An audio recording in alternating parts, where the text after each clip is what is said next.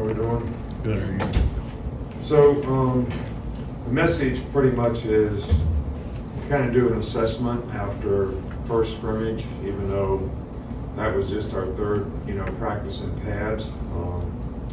But I think the question you ask is what percentage of the guys are playing winning football? And are you willing to do the things you need to do to invest in yourself so that you are doing the things that you need to do so that you can improve? Because the tendency is, especially in the conditions that we're in, is it's very easy to endure practice. Do what you have to do to get by, don't really focus, don't really play fast. And if you ask everybody in the room, do you want to win? They'd all say, yeah, we want to win, but are you willing to do the things you need to do to win? And you got to get out of your comfort zone. Some people would say you got to make sacrifices and do things so that you can improve, but the way I'd rather say it is you got to invest in yourself in terms of doing the things that are going to help you on and off the field be the best player you can be. And the bottom line is just to ask yourself, can your teammates trust you to do your job? And that should be everybody's goal in terms of what they strive to do and what they're trying to do so that that's how you compete to play. That's how you compete for playing time. So I like the attitude of the team so far. I think we got a lot of guys trying to do that. I think we probably need a critical mass of people to continue to improve so that we can have enough guys that can play winning football.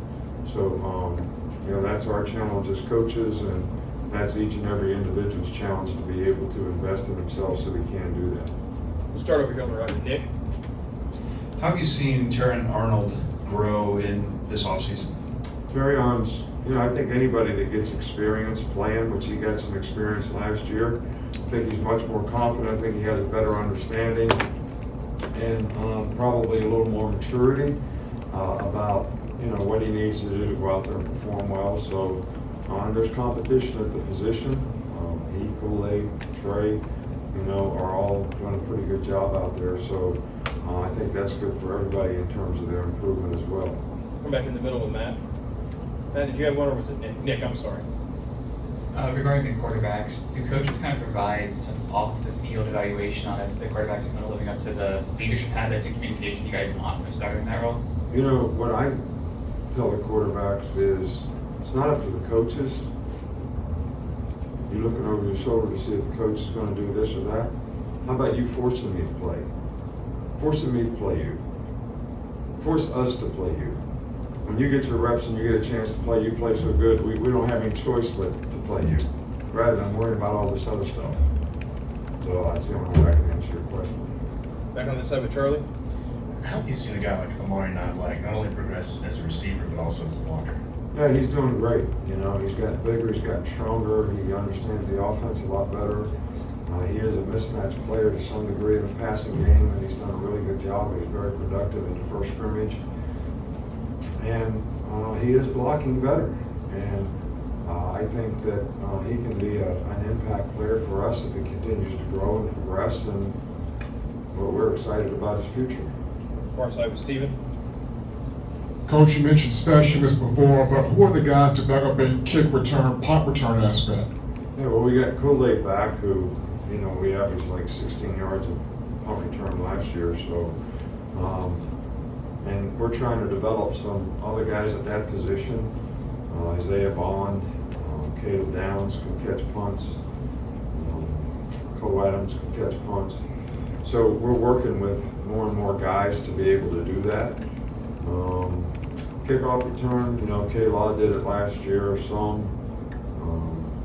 E-Man did it some. So, we'll just have to see how that part of it develops. But I think we've got enough good skill guys that we should be able to come up with some pretty good return guys. Back in front here with Chase. I'm going to try to steal your analogy about quarterbacks being like a cake in the oven with this question and try to apply it to leadership. When you look at leadership on the whole, if you looked at it like a cake in the oven, how close to being fully baked do you see that being? There's a couple things about leadership. Everybody talks about leadership all the time, but I think it's also important that how many guys on the team need to be led. So if you've got a bunch of guys that are mature and going about things the right way, they're all setting a good example. They're all buying in. They're all doing the things that they need to do. So they don't really necessarily have to have somebody impact them every day to do the right things. And the more guys that we have that fit in that category, that's more important than the guys that are the leaders on the team. Because I think that's what you're trying to get. Now, there are some guys that have an impact on other players, and I think that, you know, there's a couple guys in the offensive line that has provided some really good leadership. I think there's some guys on defense that have some maturity that's provided some leadership. We actually need it at every position, because if you have guys at every position that are setting a good example every day by what they do, it gives young players somebody to emulate. And I think that's important. But I'll go back to my original point. The fewer guys that we have that need somebody to emulate, the better off we're going to be. Okay, we're gonna go over to Katie. You talked after the scrimmage about positions like offensive line and defensive line needing to develop more depth. How can that happen over the next couple of weeks before kickoff? Or is it what you talked about earlier about people needing to individually invest in themselves? Yeah, guys have to focus. They got to get reps. They got to learn from their mistakes. You know, it's maturity, and the only way those players are going to get it is, you know, how many times can we do it over and over and over and over? And it's not, you know, it's not practicing until you get it right. It's practicing it so much you can't get it wrong. And that's how you develop confidence in things, in terms of the habits that you develop and the things that you need to do to be able to play to the best of your ability. And that's what we have to do. And you know, I've talked about this before. You know, when you lose guys on your team, then the younger guys get cast into positions maybe they wouldn't have been in if those guys didn't leave your team. And the depth of your squad gets affected to some degree by some of those things. So it's important that we do a great job of developing the young players and getting them in a position where they can be players who can win and play with confidence and give us a chance to be successful even if they have to play. We'll finish up here with Tony. What have you seen from the inside linebacker position? Are you confident with the group you have there? Well, I think that we need to continue to improve. I think we got a couple of guys that are playing really well. I think we need to get more guys to play well at that position. You know, so it's a work in progress for some of the guys, but I'm also pleased with the way some guys are progressing, and we just have to continue to work on that group as a whole to get more and more guys who, you know, can contribute in a positive way. All right, thanks, Coach. All right, thank you. Thank you.